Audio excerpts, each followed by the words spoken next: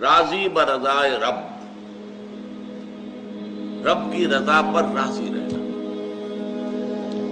یہ بات کہ جو بھی کچھ ہوا یا ہوگا وہ اس نے رب کے بغیر نہ ہوا ہے نہ ہو سکتا ہے. یہ تو ایمان کا منطقی تقاضا ہے. یہاں پتہ تک نہیں ہلتا جب تک کہ اللہ کی اجازت نہ ہو کسی کو. تو جو کچھ ہوا اللہ کی اجازت سے ہوا، خواہ اس میں درمیان میں کتنے ہی عوامل آ گئے. کسی نے اٹھا کر آپ کو پتھر مارا، لیکن یہ پتھر آپ کو نہیں لگ سکتا تھا اگر اللہ نہ چاہتا. پتھر مارنے والے کا عمل اپنی جگہ ہے، لیکن آپ کو اس پتھر کا لگ جانا جو ہے یہ بغیر اذن رب نہیں ہے. لہذا اس کو سمجھیے کہ اللہ کی طرف سے آیا. ایک اس میں لطیفہ بھی ہے کہ ایک درویش یہ کہتا ہوا جا رہا تھا ایک جذب کی کیفیت میں، جو رب کرے سو ہو، جو رب کرے سو ہو، جو رب کرے سو ہو. ایک شخص نے اٹھا کر اس کے سر پہ پتھر میں مارا. اس نے پلٹ کر دیکھا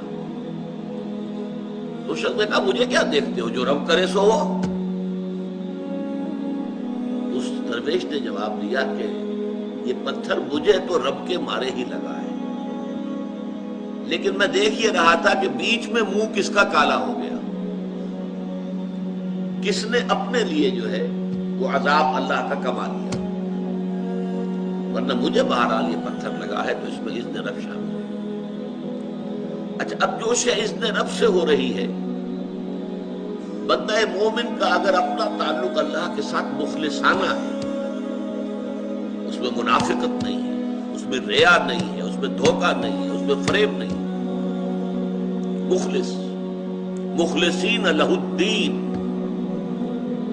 تو اللہ تعالیٰ کا تعلق بھی اس کے ساتھ ریسیپروکیٹ کرتا ہے. اللہ تعالیٰ انا عند ظن عبدی بی، حضور یہ اللہ کا قول ہے حدیث قدسی میں کہ میرا بندہ میرے بارے میں جو کچھ گمان کرتا ہے میں وہی سلوک اس کے ساتھ کرتا ہوں. اللہ تعالیٰ بھی مخلص ہے. اللہ تعالیٰ کی مرضی کے بغیر کچھ نہیں ہو سکتا. تو یقیناً جو کچھ ہوا ہے اس میں میرے لیے خیر ہے، چاہے فوری طور پر مجھے ناگوار گزرا ہے، مجھے تکلیف ہوئی ہے، میرے لیے یہ شے جو ہے ناپسندیدہ ہے، لیکن ان دی لانگ رن مجھے یقین ہے کہ اس میں خیر ہے. بیدک الخیر انک علی کل شیء قدیر، اے اللہ تیرے ہاتھ میں خیر ہی خیر ہے، تو ہر چیز پر قادر. اچھا، جو ہوگا وہ بھی اذن رب کے بغیر نہیں ہوگا. یہی تصور اس کے بارے میں ہونا ضروری ہے. اسی کا نتیجہ یہ نکلتا ہے جس کو قرآن مجید بار بار کہتا ہے، بار بار کہتا ہے، بار بار کہتا ہے، لا خوف علیہم ولا هم یحزنون. کیا مطلب اس کا؟ نہ ان پر کوئی خوف ہے نہ حزن سے دو چار ہوتے ہیں. عام طور پر یہ سمجھا جاتا ہے کہ یہ آخرت میں ہوگا. آخرت میں تو بتمام و کمال ہوگا، دنیا میں بھی ہوتا ہے. خوف کس بات کا بھائی؟ ہوگا وہی جو میرا رب چاہے گا. وہ میرا دوست ہے، میں اس کا ولی، وہ میرا ولی. الا ان اولیاء اللہ لا خوف علیہم ولا هم یحزنون. جو اللہ کے ولی ہوتے ہیں، اللہ کے دوست ہوتے ہیں، ان کے نہ کوئی خوف ہوتا ہے نہ حزن ہوتا ہے. خوف کس بات کا؟ ہوگا وہ جو اللہ چاہے گا، اور جو کچھ اللہ چاہے گا اس میں کوئی نہ کوئی خیر ہوگا، چاہے فوری طور پر مجھے نظر نہ آئے. قرآن کہتا ہے سورہ بقرہ میں عسیٰ ان تکرہوا شیئا وہو خیر لکم وعسیٰ ان تحبوا شیئا وہو شر لکم. عین ممکن ہے کہ تم کسی چیز کو ناپسند کرو درحالے کہ اسی میں تمہارے لیے خیر ہو، اور عین ممکن ہے کہ تم کسی چیز کو پسند کرو درحالے کہ اس میں تمہارے لیے شر ہو. اللہ یعلم وانتم لا تعلمون، اللہ جانتا ہے تم نہیں جانتے. تم افعال و اعمال و احوال و واقعات کے ظاہر کو دیکھتے ہو، اس سے متاثر ہو جاتے ہو.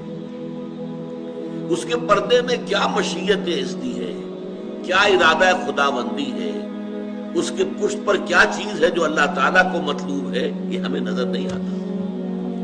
وی آر شارٹ سائٹڈ. ہماری نگاہ جو ہے بس کچھ دور تک جاتی ہے، اس سے آگے نہیں جاتی.